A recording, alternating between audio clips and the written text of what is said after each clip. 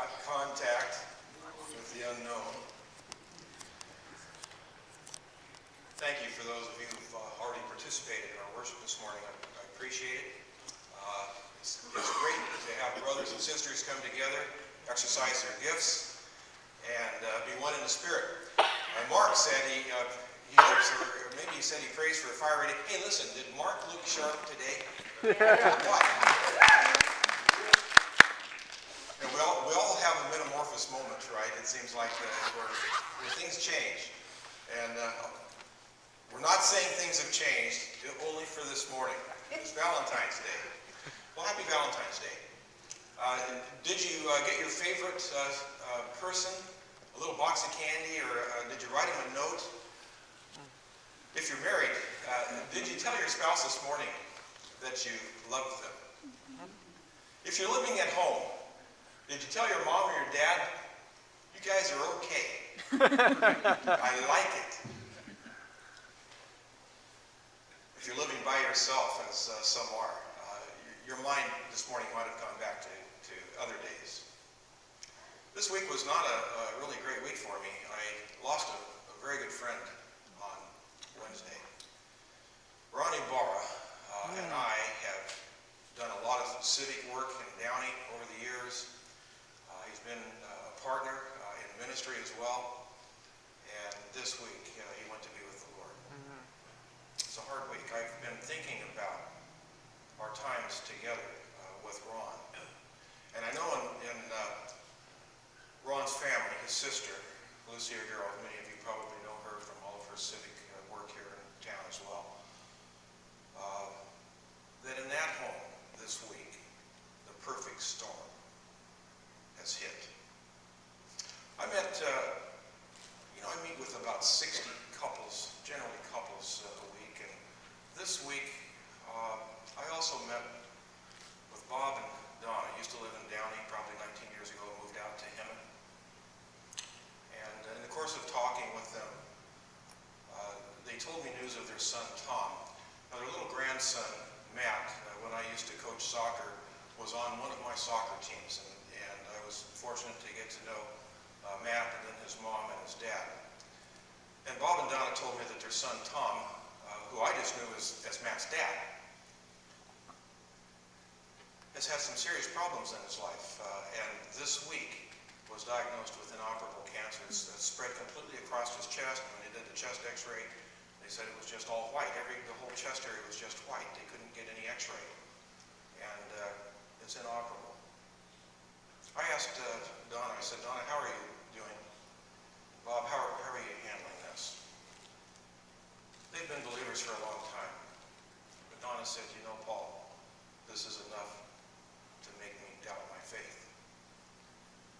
You know, sometimes things so bad can happen that no matter where you are spiritually, it can rock your ship. And for Bob and Donna, this week, the perfect storm blew into their home. The very next day, I met with another couple who shared with me a story of, and that was Gary and Scott. They used to attend Memorial Christian. They're now out at Saddleback. They moved, probably now 7-8 years ago, out to the Orange County area. Now they're attending Saddleback Church, one of our sister churches. And it was good to see them and reacquaint. And we get together periodically and talk to each other periodically throughout the year.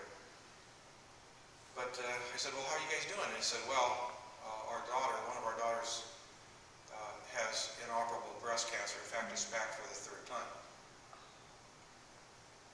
And it was a moment that when someone shares that kind of a story with you, you don't really know what to say, but you want to listen. And all I could do was ask Connie, how are you doing, Connie? And Gary, how are you doing? And Connie said, you know, Paul, this latest incident has solidified my faith. So in one home, on Thursday, the perfect storm blew in, inoperable cancer. And in another home, perfect storm never arrived, but it was the same kind of news. Now, how do we account for that? How do we say that in believers' lives, people that have put their faith and their trust in God, sometimes bad news rocks you to your core, and other times it hasn't? I suppose that I've had in my life bad news occur from time to time, and some of it has been devastating news. But I haven't ever heard such bad news that it's actually rocked my faith. Somehow there's been a solidity in my faith, a confirmation that God is in control. I think in our church that we would have to say the same thing, that there is a certain confirmation that God is at work, that we see movement, we see direction, we see, in some degrees, we hear God's voice and we're moving along with God's plan. And yet there are times, and we have to just be honest, there are times when the perfect storm arrives. Even if it doesn't shake our faith, there are times that we just don't know where to turn and what to do. Now we've looked at Acts 27. We're going to look at Acts 27 starting with verse 33 right now. And in the course of the last 2 weeks, we've uncovered a couple thoughts, and I've called them anchors that are, I think, that are in line with where we as a church are headed, and the approach that I see for this church. And the first anchor was the anchor of hope, where Paul brought an encouraging word, and it seemed to stir hope within the people that heard. The second anchor last week, we talked about unity, wherein we throw off those things that are hindrances, and as people want to pirate the ship, we say, no, we're not going to do that. We're going to stay together, because the principle of unity was in that passage. And then today, we come to verse 33 of Acts 27. And it says this: just before dawn, Paul urged them all to eat. So here's what's happened in the prior passage, starting in verse 27. We saw that they had been out in a storm for 14 days, unable to navigate. They saw neither sun nor stars. They didn't know where they were headed, what they were doing. They'd thrown out a sea anchor to drag them, to kind of slow their progress. And they are just hopelessly adrift. In fact, they had given up hope, the scripture says in verse 20, that they had given up hope of being saved. So all hope was gone. Then Paul brings us a message of encouragement.